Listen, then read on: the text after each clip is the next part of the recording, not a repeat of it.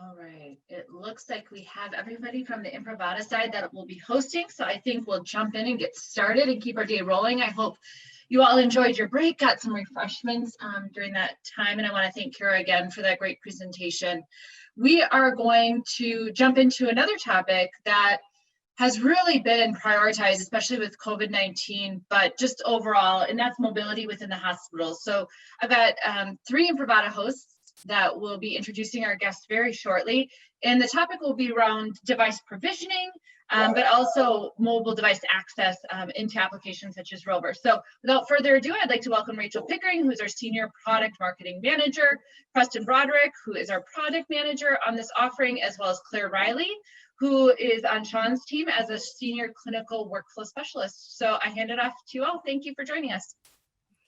Great. Thank you, Christina. And thank you to the group of folks that we have joining us today. So I don't think it's a surprise to anybody here that mobile is a pretty big priority. This became glaringly more important as things rapidly changed around COVID. But the fact of the matter is there's still a lot of folks out there who are sorting through how to properly and effectively implement mobile initiatives in their environment. So what we wanted to do for this was bring together a few customers who are doing this and I think doing this well in their Epic environment. So today I'm joined by some folks from Aspiris as well as UW Health to talk about their implementations of mobile devices, how they're using it with Epic Rover, and some of the ways that Imprivata has been able to come in and help out with that as well. So we'll start out with the team from Aspiris. Cody, if you want to go ahead and introduce yourself first. Cody Durgal, I'm the Senior Systems Engineer for Spirus. Been involved with the mobile initiative since I came here in 2015, and that was from pretty much pulling batteries out of Motorola devices to managing the day-to-day side of AirWatch, which became Workspace ONE, and eventually handing it over to Truman Clark to say, here, this is your problem now. And that's a good segue. Truman, do you want to give yourself a quick little intro?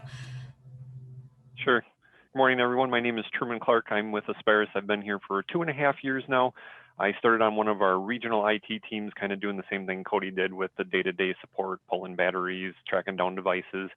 Moved up to the system administrator role 1.5 years ago, where I took over Cody's management of the Workspace ONE and work with him on getting that managed and just managing our mobile device fleet. Great, thank you. And Jeffrey, do you want to introduce yourself, please? Yeah, hi, thanks for the invite. My name is Jeff Barzak. I'm a Senior System Security Analyst at UW Health in Madison, Wisconsin. A primary focus is with our mobile device management solution called Workspace ONE. I've been with UW Health since 2011, and we've been deploying mobile functionality for the majority of those years. In my early years at UW, I was more on the hardware and software desktop side, and I took lead in the MDM initiative in around 2017 with more of a security focus. Great, thanks, Jeff. So before we go ahead and jump into the discussion, I just wanted to remind all of the other participants who are out there, please feel free to ask any questions. Go ahead and enter them in the chat box, and we can address them either at the end of the discussion or during the discussion if it makes sense. So we want this to be interactive. We'd much rather that than just have somebody spouting in front of you. So please feel free to chime in with any questions you have. But with that, I think it makes sense to first kind of level set on how you're all using mobile technology today, right? Everybody's using it a little bit differently in terms of what users you have, what workflows are supported. Talk to me about that. What's your environment like? I don't know, Jeff, if you want to start out. Yeah, sure. So we have a lot of devices, mobile devices. We currently have approximately 8,500 devices enrolled in our MDM, and it's growing quickly, specifically due to COVID. So we do have a lot of BYOD. Our top user groups for BYOD is our information services and our physicians and providers who want to use Epic's Haiku or Canto on their devices. From a shared perspective, we have more than probably what I have an hour for here. So, you know, our main critical one, and we're talking Imprivata here specifically, we do have close to 500 nursing staff Zebra Android rugged devices that we use with Rover for blood admin and med scanning.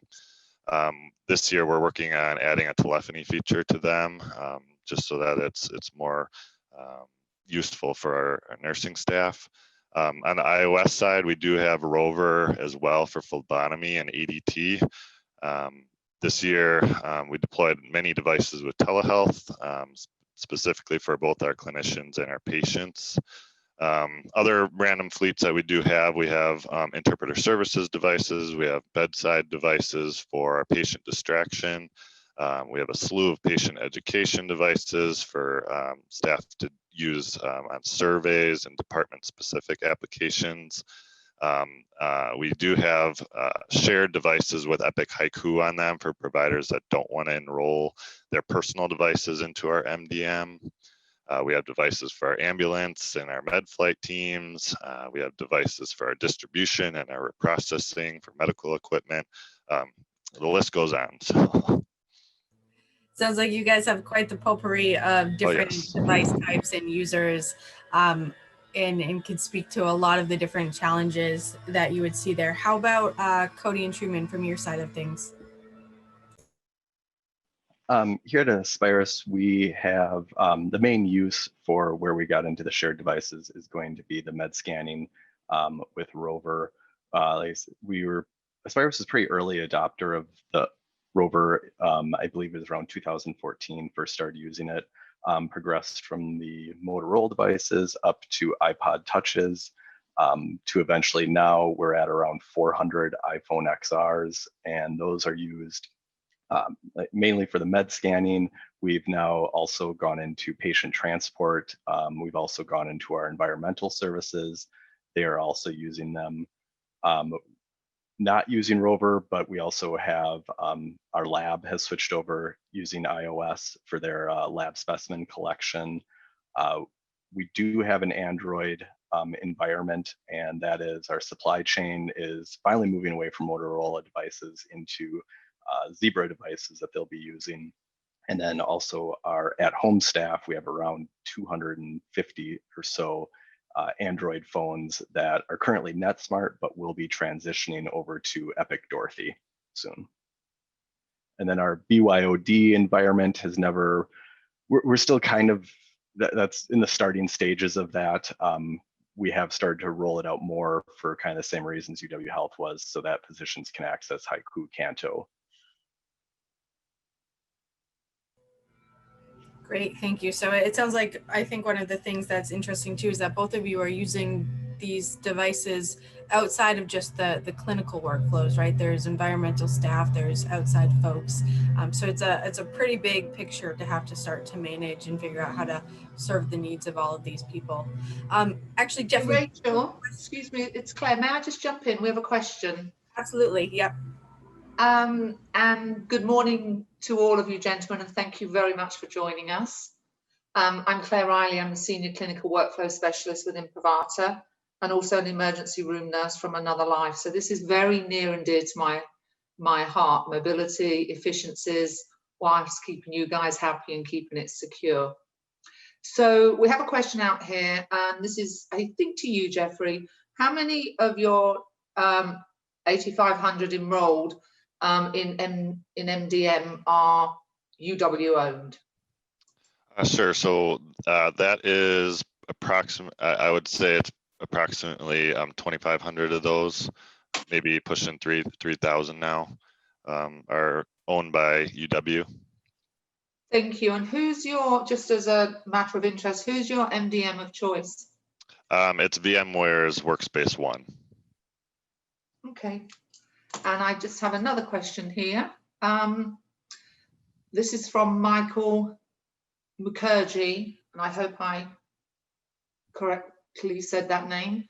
Do you have any patient-facing use cases for mobility and mobile services yet? For example, MyChart, Get Well Network, etc. And I guess that's to anybody that may offer some insight.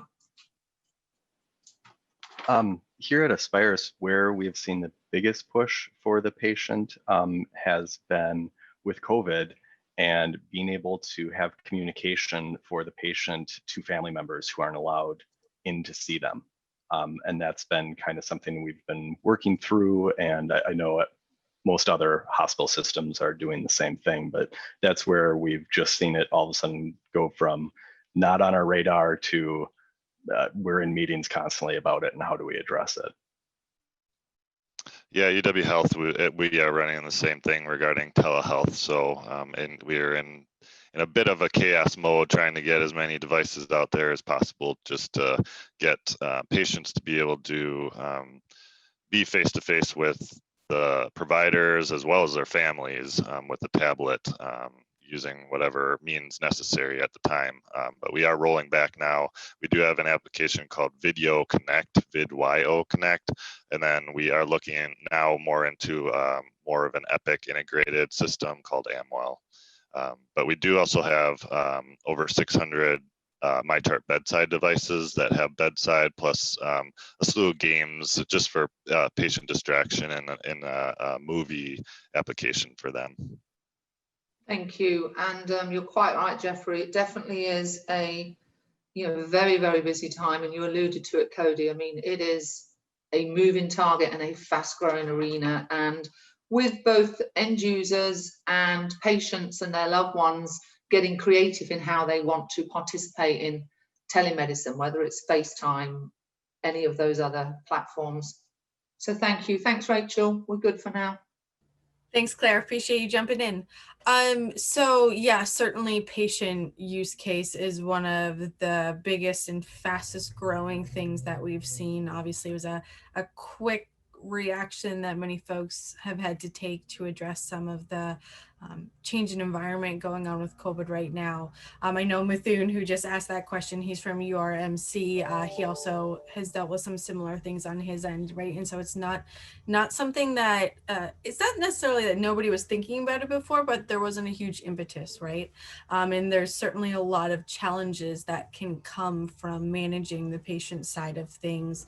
But that's actually a good segue into sort of the next area that I wanted to talk about, which was just challenges in general, right? So once you all started to roll out mobile devices, and actually, both organizations have been doing it for quite a while, so I'm sure the challenges that you've seen have changed and grown over time. But in general, what were some of the challenges that you saw getting these devices in use, getting them adopted, and then from a management side, making sure that they were in the right state for the users, whatever they might be? Here at Aspirus, one of the earliest challenges we had, especially once we switched over to using the iPod touches for on the Rover side, was the where are they, who has them? That was probably one of the biggest struggles that we had. One thing you'd run into is they wouldn't be getting back to chargers. And so someone would go and grab it. Of course, the device was dead. Then they would have to go grab another one. They'd put in a ticket. One of our techs would have to be out searching for that device. So prior to our current integration with Imprivata and badging, that was one of the biggest headaches. And it was really stopping our mobile initiative from growing outside of our mothership hospital to the other ones. We saw a lot of hospitals switching over. Instead, they wanted to use Bluetooth device or scanners that were in every patient room, which is an option when you're at one of maybe our smaller hospitals that only has 15 beds. But when you get to the larger hospitals with 200 some beds, we just cannot be putting a computer in every single patient room. Sure, that makes a lot of sense. And so what are... Rachel, I have another question, if I may. Go ahead, Claire. This is for you, Jeffrey, at UWs. What is the workflow when a patient is discharged with these patient devices? So that is actually one thing we are working on this year. Currently, the devices are quite locked down, where the device, they only have maybe 30 or 40 games on there that don't require an account or any type of PHI or PII, just because we currently don't have any way to wipe that data upon discharge.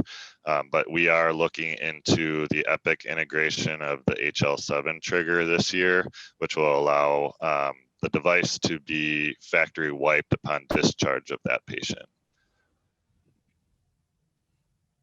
Thank you. And I'm guessing today it probably rolls down onto nursing to some degree. Yeah, it's going to be a different workflow change for the nursing staff as well. So it's going to be a big project. Yeah, and an improvement, I'm going to guess. Absolutely. One task less. Yeah, I mean, it'll allow us to be give a little bit more freedom to the patient on those devices. They can sign into Netflix, they can sign into Spotify, things like this that we can't allow right now just from a security perspective. Great, thank you. Thanks, Rachel. Sure. And I guess while we're on that, I don't know, Cody, Truman, if you guys are doing anything similar or different that you'd want to share, because it certainly is something that everybody's looking at supporting right now. We don't have a large deployment of patient devices. We do have we have built some temporary patient housing that we have iPads in, and mostly we've been using the ground control integration with Imprivata for those devices to get them reset completely. So when patient is done with them, they can hand them back off to the nurse. They take them back to the launch pad, plug it in, device gets reset back to a point that they can then hand it off to the next patient who comes in. We're just, we're trying to eliminate that. We don't want a ticket going in. We don't want really the nurse having to do any work. It's just plug it in, have it ready for that next person, and hand it off. Great. And there was another question that came in about cases and which cases work best for Imprivata Mobile for those iOS devices. That's something that I think we can have someone follow up with you afterward. There's a lot of nuances that go into it. So we can make sure someone follows up with you. Cody, Truman, again, I don't know if you have anything that you would suggest for the devices that you're using though.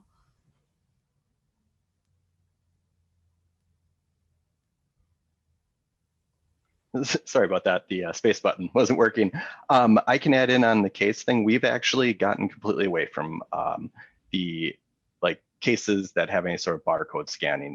That was in the earlier parts of Rover, you had to have a case that had a barcode scanner.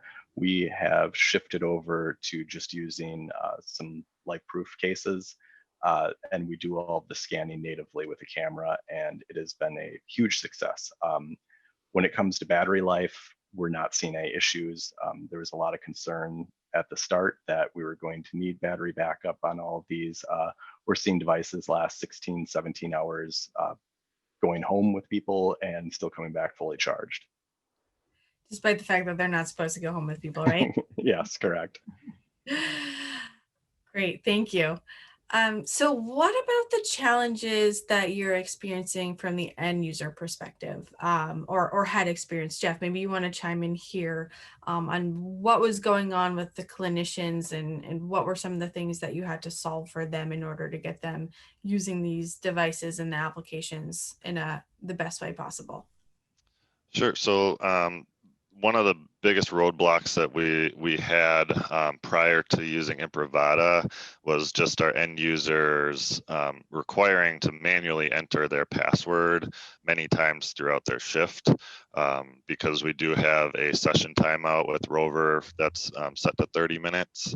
So after 30 minutes of the device not being used, they'd have to sign in again every time. So with the use of Imprivata, that extra layer of security on them, there is still that session timeout of 30 minutes for Rover, but now instead of them having to sign in manually to not only Rover, but the other apps that we have or will have on these devices, all they have to do is badge in to the mobile device now. Great, thanks, Jeff.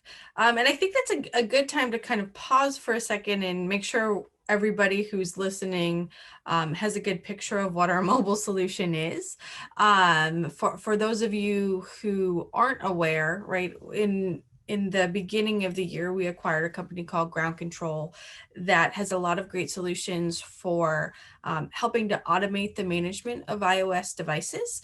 We were able to integrate that into our Imprivata mobile device access solution, which manages the user interactions with those devices and brings the single sign-on to allow users to quickly and efficiently get into the different mobile applications. So now we're able to offer that for both Android and iOS. So it's a simple badge tap either on a docking station or for the Android devices right on the back of that device, and that'll assign that device to you. And then for Android, we're able to single sign on into those supported applications. iOS is coming very soon as well.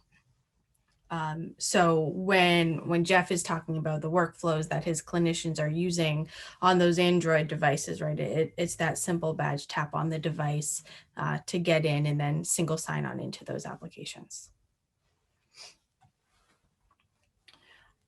So, Jeffrey, you mentioned a little bit about the session timeouts that you have and what you were doing on those devices and what you're still doing today. From the Aspiris side, what are you all doing? Pretty much the same as what the UW Health is doing. We stick to Epic's recommended about 20-minute timeout. That's what we have on our endpoints, and then that's also what we are following on the rovers now too. With same struggles, we actually just were having questions about that, wanting it to be changed to an hour. The workflow may not work the best for our EVS staff, our patient transport, but just kind of coming up with better solutions that allow us to keep that 20-minute timeout. Sure, and that makes sense. Obviously, these applications have a lot of access to sensitive data, stuff that we want to make sure that we protect. Although on the clinician side, that can certainly become cumbersome. I know, Claire, you could probably speak to how having to log in and out of those devices can start to impede efficiency.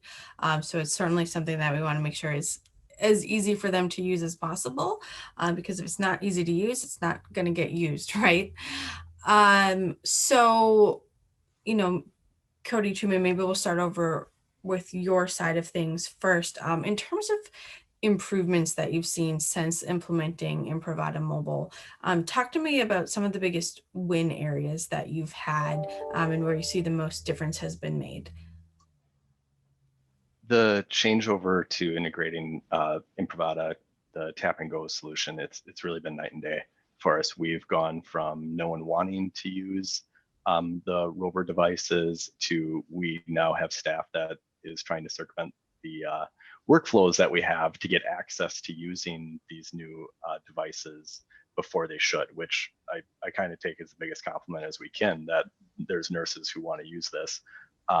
We've also been able to finally move out of the mothership hospital into one of our other larger hospitals. They've started deploying the rover solution there too, and we plan on going live in another hospital very soon with it. The biggest win for it being there is now the ability to know who has a device, where is it, and is it charged? That right there is a huge thing. We know that it's that when that nurse picks up a device, she's getting the device that has the full battery, it's fully charged, it's ready for them to use. It's no longer a question of, did someone forget to log out? Is there something wrong with that one? Is that why it was sitting there? So that's been a huge change for us.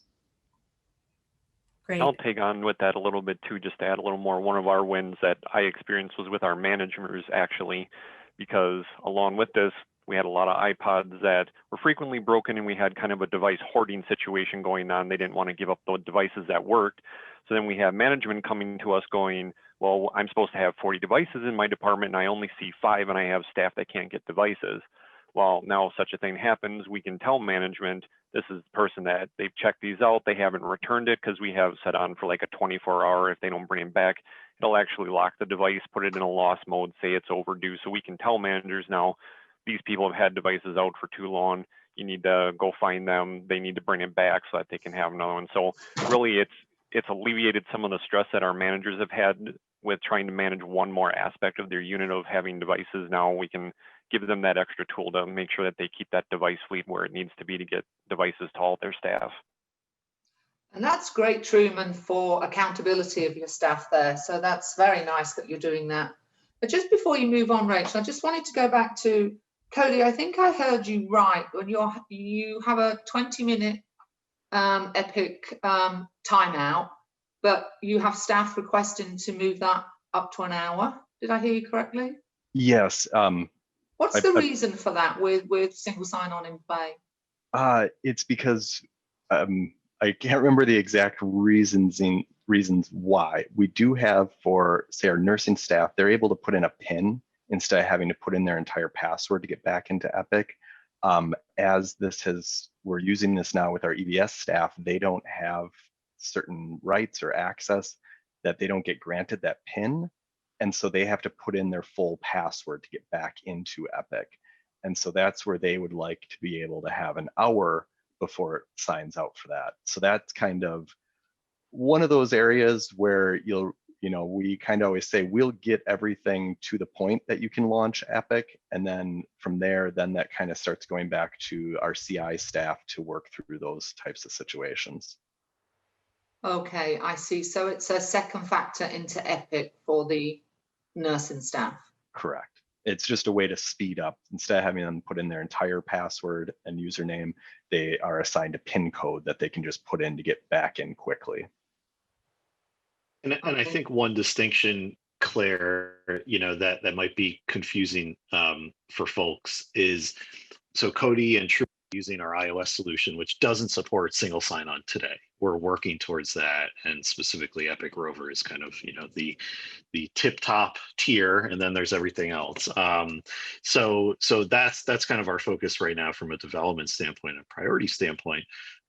Jeffrey is using our Android solution, which does support single sign-on into Epic. So he might even have a little bit more flexibility to play around with those timeouts if he could shorten them for people who have access, because we're going to automatically log them in.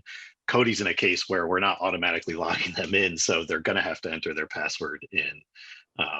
Every so often. The other thing, and I don't know, Cody and Jeffrey might have this experience on Android as well.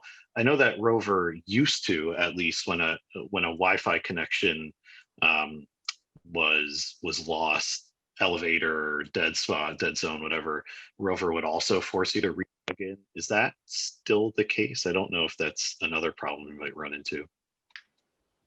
It used to, correct. We actually used to have quite a few issues with Rover dropping connection. Sometimes in hallways that we thought had full connection.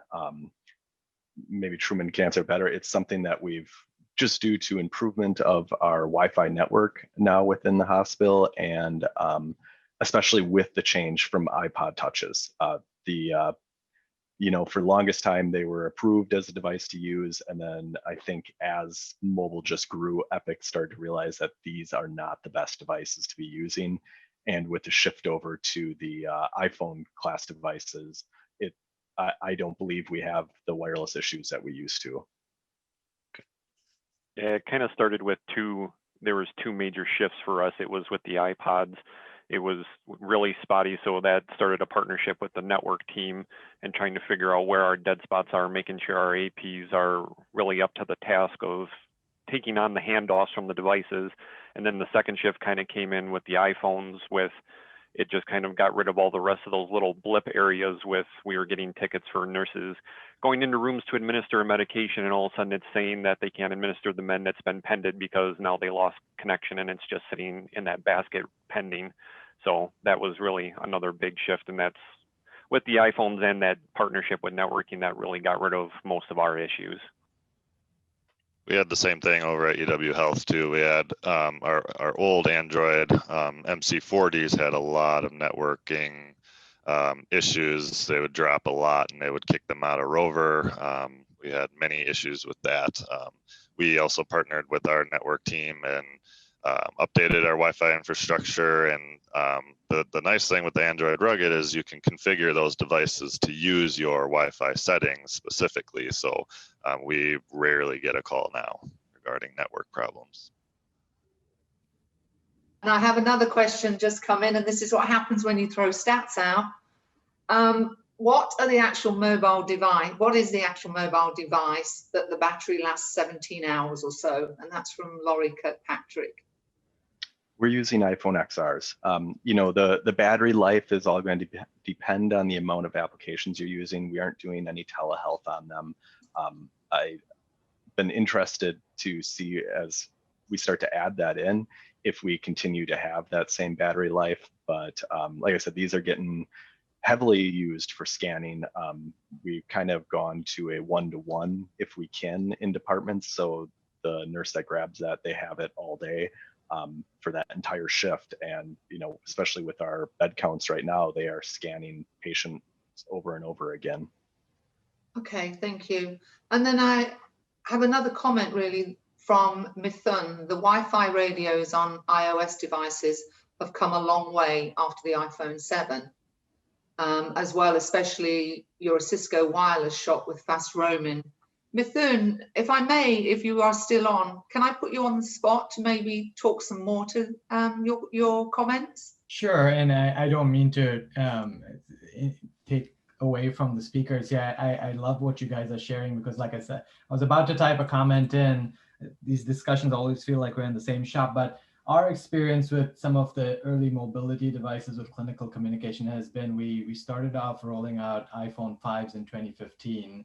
And about last year, we upgraded those devices to iPhone 7s, and everything we heard from our wireless team, as well as Apple, as well as Cisco, was the fast roaming integration between Cisco and Apple, as well as the hardware improvements in the iPhone really alleviated a lot of the dropped calls, especially as nurses. If you think about nurses walking down a corridor having a conversation, especially, you know, that causes a lot of wireless related interruptions and having to switch from one access point to another. So we've seen a lot of improvement in, just like some of the speakers here said, drop in the number of tickets we've had around dropped calls in some of these areas. So hope that helps. Yeah, that's great. Thank you. Thank you for sharing. Thank you. You know, you had mentioned, Cody, the battery life depends a little bit on the applications that are being used. Obviously, something like telehealth that's using video would run through the battery pretty quickly. But for the other clinical workflows, what are the different applications that your teams are using on these devices today? We don't have a large deployment of anything else besides the Rover app. Once you start to get into some of our other locations, we have maintenance staff that's all using iPads that they access their ticket system through. They have various different applications on there. We have all of our translation stuff is all done on iPad. So they're using, that gets used there, but we haven't, the eventual goal is to make these devices just the thing that someone uses all day. That would be our nurse call system, some sort of wherever we go forward with for chat. But a lot of that hinges on kind of what Preston was bringing up, is the single sign-on being opened up by Apple, so that these devices can go back and then get picked up by someone else and not be logged in still to that other person. Great, thank you. A couple of follow-up questions for you before I ask Jeff that same question. I just don't want to miss them. So you may have already mentioned this before, but just for clarification, you use the ground control badge tab workflow for device checkout, correct? Yes, we do. And then what type of charging stations or smart docks do you use to run the Launchpad with? So I know the Launchpad actually runs on a PC. It connects to the docking stations, but do you want to talk about how you're managing that in your environment? Yeah, we're using the Datamation docks. Those are really kind of the gold standard, at least when we started this, and it's what we've tried to stick to for all of our situations. Like I said, the biggest wins with it is the trickle charge. We had a lot of issues in the past with our iPod touches with battery expansion due to the charging bases. A lot added with a case, the case would charge and then start to charge the phone. And of course, after months of this, the battery would expand. So now with the trickle charge, we've gotten away with having to damage that. We are seeing requests coming in now for, we want to grow this to our clinics where, we have some very small clinics. Maybe you only have a staff of 10 people, a couple rooms. And so an 8-bay datamation dock is a little overkill for that. So we're looking at that will just be a launch pad with some cables managed and a badge reader. Sure, that makes sense. And then I'll kick it back over to you, Jeff. Same question about the applications, but actually a specific one came in for you to clarify. You referred to a telephony application in conjunction with Rover. Can you share what that is, as well as any other applications that your teams are using on these mobile devices today? Sure. So the telephony app that we are looking into integrating is actually the Zebra's built-in Workforce Connect. It will allow us to integrate Imprivata if we decide to go user-based for these devices. And then regarding other applications right now, specifically on the Rover devices, we're just doing Rover and Haiku for right now. We originally were planning on deploying over 800 of these devices until we had some licensing issues with the telephony piece. So we only deployed maybe like half of the devices. Once we deploy the telephony app, we'll be deploying a lot more of these devices.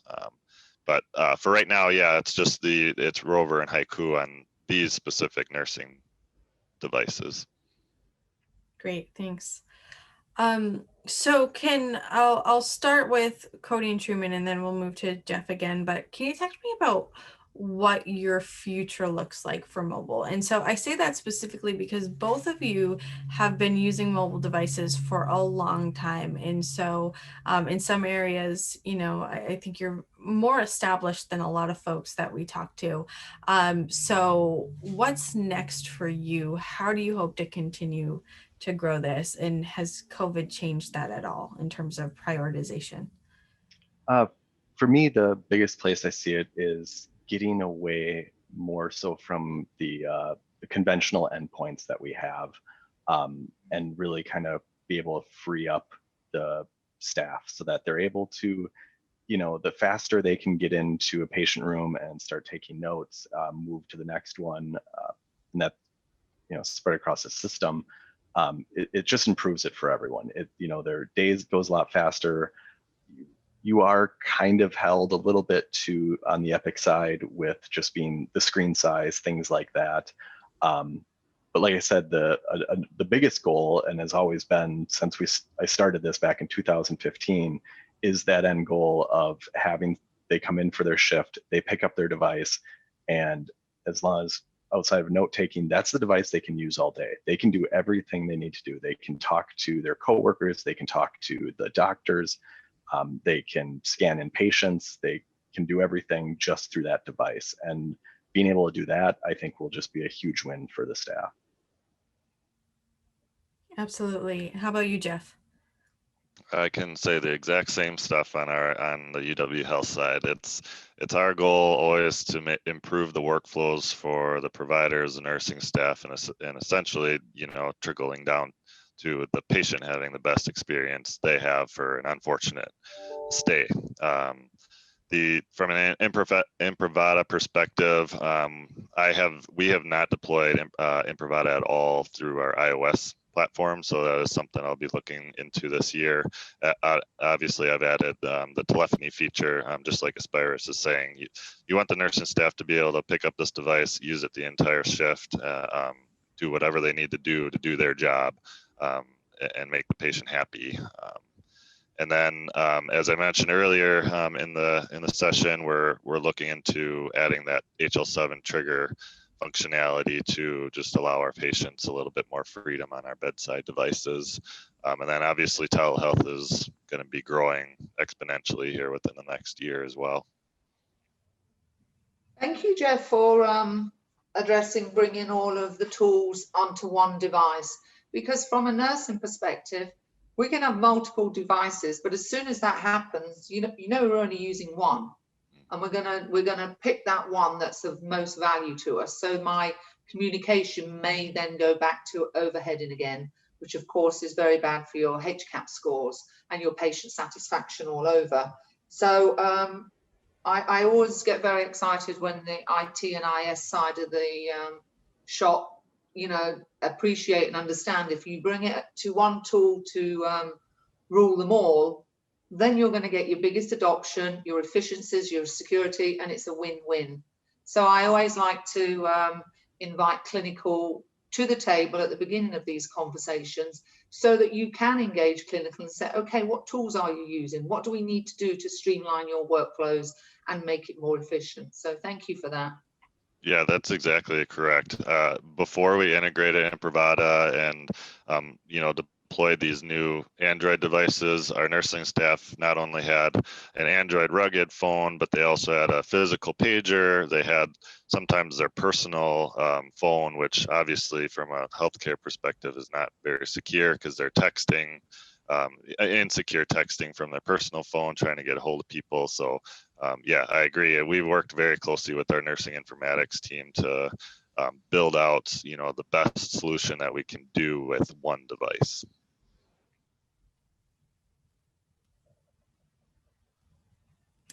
Thanks, Jeff. And I know, Cody, you mentioned a similar thing, right, where you work very closely with your CI team.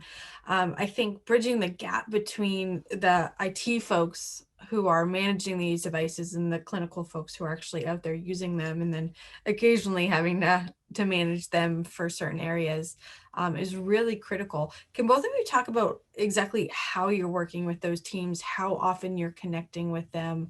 Is it really just in the planning stage? Do they help with testing? Do you have regular check-ins? How should other folks be looking at this? We have regular check-ins with the CI staff and the Epic analysts that handle Rover. You really have to, especially in the current environment of COVID.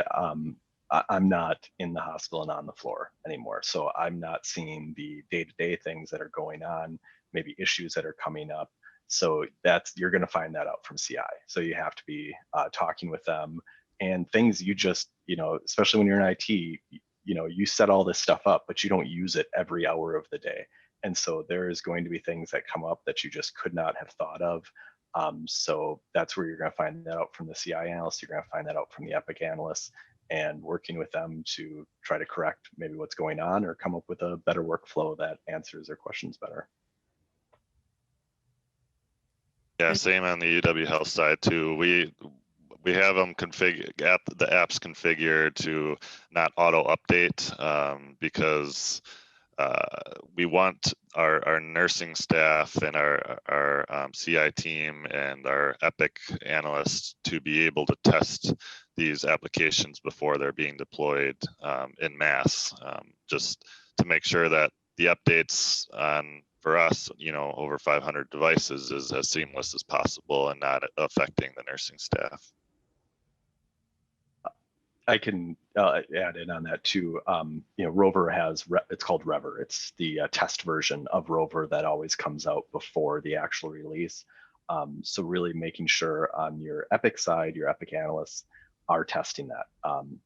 We kind of didn't have a very good environment for that before, but we're now to a point where they have their testing, they run through, and then they send Truman and I a message saying, hey, we are ready for this version of Rover. Please deploy it tonight. Yeah, same here. And typically we're kind of the house where we don't always update to the absolute newest version right away. We're usually 1 or 2 behind just to make sure that all those bugs get vetted out with Epic. But again, yeah, we test everything, you know, ahead of time, weeks in advance before it's pushed out. Sure, that makes sense. So we're at the point in which we're going to open it up for more Q&A from the audience. If anybody wants to jump in and start submitting some questions through chat while we wait for folks to do that, just wanted to open up. Preston, Claire, anything else you wanted to add on there? No, I think, you know, most of mine from a clinical aspect is covered. I was just thinking one question that I do have, if any of the panel have noticed, you know, the COVID world that we're in, you know, it's physicians historically use their own devices. Nurses may, you talk to nurses having their own phone using unsecure text. Do you find that in these last 6-7 months now, that's kind of COVID's taking care of that as well, because nobody wants to take anything out of the hospital. So I would be inclined not to bring my own device and leave it in my locker. Did you see a change in behavior? We're actually seeing more people use their personal device because it's more convenient, and obviously, you know, I guess with COVID, the devices are changing hands, so you have to obviously be careful with, you know, bacteria, you know, Yeah.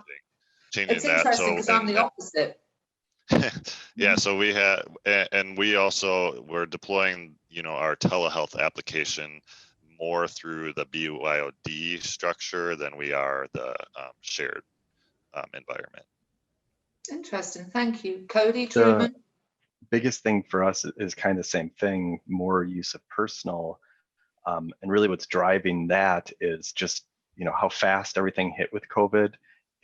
The commercial products are a lot adapted faster than the enterprise products did. So, you know, your FaceTime and things like that is so much easier to jump over to, but at the end of the day are not as secure, nor do they allow the management the way an enterprise product does. So a lot of work was put into, yes, this would be a quick solution and it would do what you want to do, but here are the reasons why we can't do that. And we need to have a standard in place to open this up and allow everyone to use it. Great, thank you. And so just to follow up on that, is the thought like, hey, we're willing to take on this risk right now, kind of because we have to, but in the long term, let's try to learn from it and kind of get to the right place. Is that the strategy you guys are going with? Yeah, exactly. We had a application in-house already for telehealth. It wasn't built out to a COVID level, but it was what we had at the time. And so now well, things aren't really necessarily slowing down, especially in Wisconsin here, but now that we kind of have a grasp of, you know, this is going to be the new normal, we're looking into more of that integration with Epic, just making sure it's not only secure, but also works for every workflow that the clinician and potentially the patient need to do their job. And Mathune, please feel free, jump back in with your question on there. Yeah, no, thanks for letting me jump on. So my question was really, I'm curious, since both of your organizations have been using Rover for some time, what are you using besides Rover's traditional EMR workflows, right? The stuff that the EMR is meant for. We're seeing a lot more focus on clinical communication and just general care coordination. So are you using Epic Secure Chat module for that purpose, or are you using a third-party texting app? And if so, how are you handling voice? Because the one challenge that we're seeing is when you enable secure chat for clinical communication, you still need to enable staff to be able to have a voice conversation with each other, not just text. So those two, text and voice, have to go hand in hand. Any experiences you can share with regards to that? We are not using those right now. It is something that's being looked at. The one thing when you'll find as you start to get into communication side of things, you have a lot of different departments need to be involved. Communication is something that your telecommunication side may handle. So they may already have a nurse call solution that most of the nurse call systems are now moving to some sort of mobile chat feature that integrates into Epic. So they may want to be using that. And then you'll have your Epic side, which of course wants to use what's already built into Epic, and then kind of what works best for your staff. So that is, we're still kind of at that part of trying to figure out what do we go with and how do we get it to work with everything. UW Health did integrate Secure Chat this past year, and we've had a lot of adoption with it. A lot of providers and nursing staff have really liked it a lot, just for that extra piece of communication. We also have a third-party paging. It's more of a paging secure chat or secure text application called Spoke Mobile that we use. But same as what Cody mentioned, it's we're trying to get all of this different workflows put together in one on one device, so it does involve a lot more IS teams. That's the other thing with, and as you mentioned with communication, as I said earlier, we're going to add that telephony piece hopefully this year, and then the nurse call system is also kind of in our radar as well. Yeah, it's interesting. Our experience has been we started with a third-party clinical communication vendor called Volt, if you may have heard. And now we're looking at secure chat. One of the things that is a challenge is as you integrate voice and text on these mobile devices, is really having a common platform. And it goes back to identity, right? Because now you have multiple applications. One you're using for text-based communication, one you're using for voice. And I see Mary Meadows mentioned Jabber. The question is, at the application layer, how are you going to integrate that user's identity in Epic, as well as this third-party voice application? And then there's an integration with your PBX system. So I think there's workflows that get disjointed when it comes to clinical communications, especially as you try to tie in that user's identity to these various applications. And I think there's a challenge there that needs to be addressed. And not to get too far into the weeds with applications like that, the other thing you kind of need to look at with your chat feature is this something that's just going to work within the hospital, or is this something that you want to have working also outside the hospital? So if someone is on PTO or a doctor needs to get a hold of someone, does this need to be something like that's going to work outside when they're on just cell? So things like that, those are a lot of things you need to address, especially once we're a Cisco shop. When you start looking at Jabber, using Jabber on a shared device, Jabber works great on a personal device, but once you start to get into shared devices, Jabber isn't going to be a solution that you'd be able to use. Yeah, we tried using Jabber at UW Health too, and it didn't work out. It's for the same reasons Cody just mentioned. Yeah.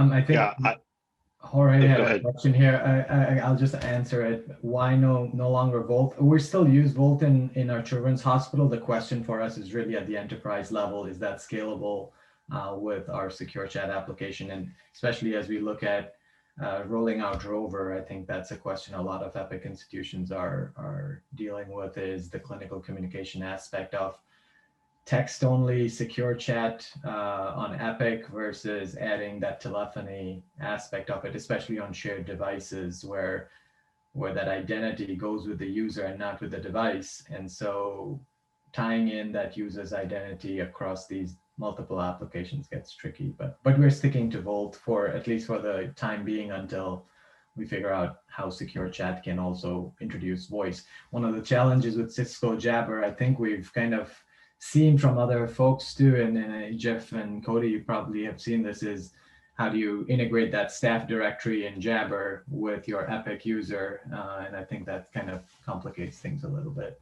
Was that your experience? Yes, very much so. And Mithun, why I have you here, there's a question in chat. Did you see that? Yeah, that's what I was trying to address Jorge's question about. We're still a Volt user but for a subset of our hospitals, just the children's hospital. Great. Yeah, and I think the conversation you guys just had and the questions you're bringing up, just to highlight where product management and Imprivata is thinking, we see identity as being kind of paramount to the success of these shared devices and the applications that you're using. We've seen well, I'm not going to name specific solutions, but yeah, a bunch of different workflows where, you know, you're either logging users into the apps or you're having some generic account and they're signing the extension on a piece of paper and then uploading it to a web form somewhere to say that they're using this extension for the day, and they do that every day. A lot of kind of wonky solutions. You know, we've kind of touched on this. A lot of the solutions are built and designed for one-to-one device use cases and not for the shared enterprise world. And then even going beyond that, a lot of the solutions that are not the Volts and the Tiger Techs and et cetera of the world are not designed for healthcare either. And so they don't take into account some of those unique workflows and challenges. So it's really paramount for us is kind of conquering that identity piece, working closely with like Google and Apple as much as we can to make sure that they have the tools that make it easier for us and the MDM solutions.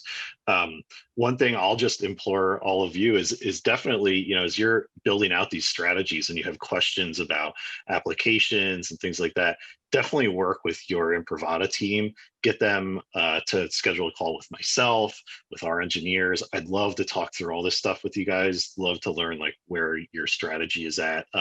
We don't typically recommend specific applications, but we can at least tell you, hey, here's what other customers are using. Here's where people are being successful. And then if there's new ones that, you know, you all are looking at, but be it internal or smaller companies, it's good for us to know about to make sure that we have those on our radar too.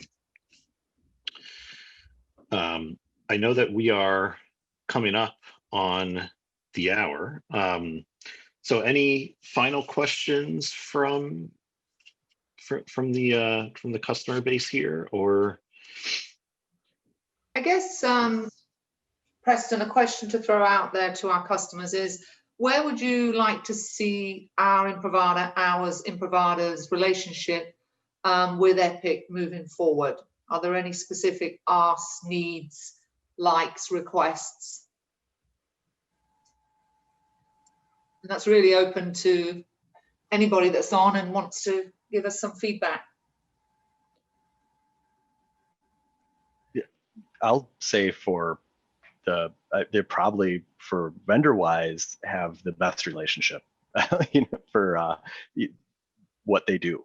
Really, you know, years ago, when I first started, I didn't know a whole lot about Imprivata, and I would go to trade shows and I'd ask around like, well, you know, we're healthcare, you know, would we be able to use you? And usually the reply would be, oh, you're healthcare, you got to use Imprivata. So the relationship they have works great. And with the more integration and the more move over to mobile, I'm very excited about the future with them and what we're going to be able to do. Thank you for that. And Rachel, back to you. Thanks, Claire. Yeah, so we'll give it just another minute or two. Again, reminder, anybody feel free to enter any questions that you have in the chat. We've got a couple of more minutes. But while we're waiting to see if anybody else chimes in, I really want to thank you, Cody, Truman, and Jeff, for taking the time to share your experiences, share your learnings. I think it's really valuable. Clearly, we had a lot of questions come in. It's something that a lot of folks are figuring out how to best manage. And so we really do appreciate you. Yeah, thank you for the invite. And if there are any organizations or people out there that have, you know, specific questions regarding EW Health, if you go through Preston and Rachel, I'm more than happy to work with you and answer some questions outside of this forum. Same here at Aspirus. You know, anyone has any questions, I love talking about what we do. Truman does the actual work, but I'll talk all day about it. You know, one thing I'll put out there for kind of lessons learned, or for people who are just starting to go down this road, you know, dream big on it. You know, get the ideas of this is where we are, this is where we want to be. I will say, you know, at the start, try to focus on the things that you know are absolute, not always absolute, but you know, this is our MDM, this is our nurse call system, this is how we do things. On the hardware side, leave yourself a little runway, because it takes years to get this stuff off the ground. And at the end of the day, Apple is still a commercial company. They are going to be driven by what the commercial side wants, not really by what the enterprise side wants. So your hardware is going to change. If you're going with cases, those are going to change. So make sure you give yourself that to being able to adapt to that side. You don't want to get locked into, we can only use iPhone 8s, and then 2 years down the road, Apple announces, well, we're done with iPhone 8s. We're moving, you've got to be using this model. So that would be one of the biggest lessons learned I can give to people. Preston, one last question for you. I think I'm going to throw this to you. I think we should work on getting actual instances of Epic with which to test. My understanding is that you still use mocked up stubs or something like that. And I'm going to let you take that, Preston. Yeah, so I'll this could be its own conversation as well. Very loosely. So yes, Epic traditionally has not provided vendors with a test instance. So we've worked with Epic to kind of build our own testing tools. Christine, this might be, we can really dig into this if you're in the kind of Imprivata Ask the Experts Sure. session, and maybe Christina can give the latest, but we are working really closely with Epic through their App Orchard program, and obviously through our customers like all of you, which is really helpful to gain access to instances of the mobile app, so of Rover and Haiku for some things we're working on there, and then also more forward-looking for instances of Hyperdrive. So we're baby steps, but we are closer than ever before. And yes, it's absolutely a priority, I think, for us and definitely for some folks at Epic too, to provide more tools for vendors to do that testing. And I think we'll leave it there. We're just over a minute. This has been a great conversation, and it sounds like something that we could even have follow-up sessions on. So Cody, Truman, Jeffrey, really appreciate your participation. What a great session. I will turn everybody to lunch. However, in about 15 minutes, we're going to do trivia, and there's the opportunity to win a really cool Imprivata Yeti tumbler. So I would encourage you all to come back and participate in trivia with us in the next 15 minutes or so. So enjoy your lunch, and we will see you soon.